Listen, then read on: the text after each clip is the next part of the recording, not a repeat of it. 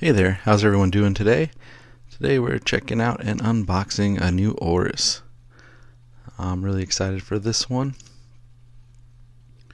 And the new Oris gray boxes that we've seen. There's the booklet with all the information. And now that we got the boring stuff out of the way, let's take a look at this watch. And whoop, there you go. This is Oris Aquis, and what makes this Aquis different than all the others is this is actually an Oris Aquis GMT. Yes, you heard me. They now make a GMT version, which is very cool. And here we can see it. We'll get the plastic off in a minute, and we'll get a good look at this guy. But here's what it looks like out of the box. In the camera, it looks a little more purple, but it's a dark blue with like a hint of purple in it. Just I guess the lighting, the purple's coming out a little bit there. Very handsome watch. And here you go with the plastic off. Really cool looking GMT.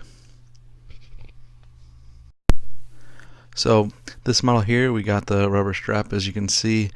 There's the Oris on the crown for the new Aquis. The bezel is a ceramic bezel, and the watch has a laser engraved 24-hour time scale.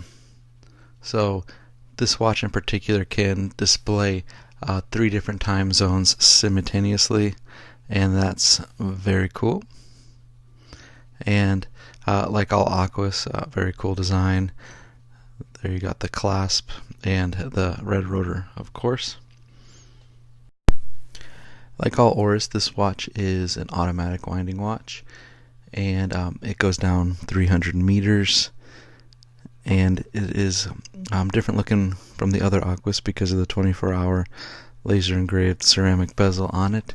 It has, of course, a sapphire crystal, and the model number for this particular watch with the rubber strap is 01798-7754-4135-0742465EB. Boy, they sure don't make those numbers short, do they? This watch is 300 meters, screw down crown.